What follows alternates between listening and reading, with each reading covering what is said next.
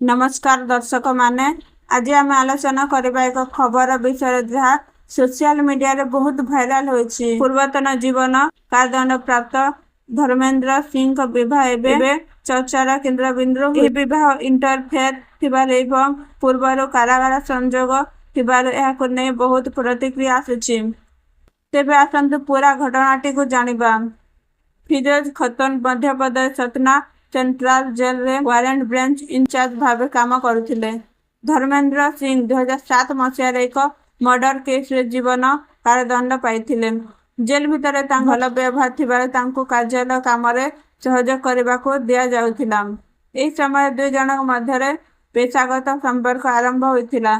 धीरे धीरे एही संपर्क मित्रता एवं परे प्रेमर परिणत होइथिला बोली कहा जाउछि। धर्मेंद्र 2022 मसीह भल आचरण पई जेल रो मुक्त होइथिले किंतु सेमाने संपर्क रखिथिले। मे 5 2026 रे एही दंपति लाभकोष नगर छतरपुर रे विवाह करथिले। विवाह इंटरफेथ विवाह थिला एवं पारंपरिक हिंदू वेदिक रीति रे अनुष्ठित होइथिला।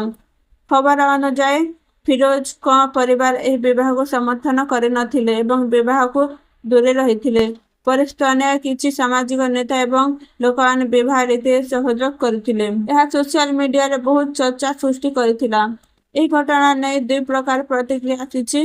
किछि लोक कहउछन्ति जे हेउछि प्रेम एवं निजस्व निष्पत्तिर अधिकार। जणे मनुष्य तांकर गत भूल पई सदा दंडित हेबा उचित नुहे। अन्य पटे किछि लोक चिंता व्यक्त करुछन्ति जेल अधिकार एवं अपराधी मध्य संपर्कर पेशागत सीमा रहिबा उचित।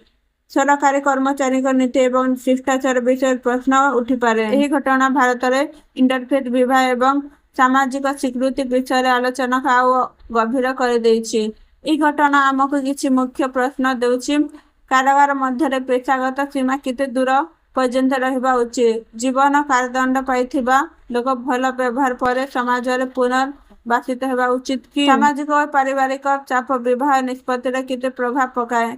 यह देखाए जे समाज रे मतभेद रहिछि किंतु आलोचना हेबा दरकार शांतिपूर्ण भावे। एही घटना एक मानवीय कहानी मध्य होइपारे एवं एक सामाजिक चर्चार विषय मध्य।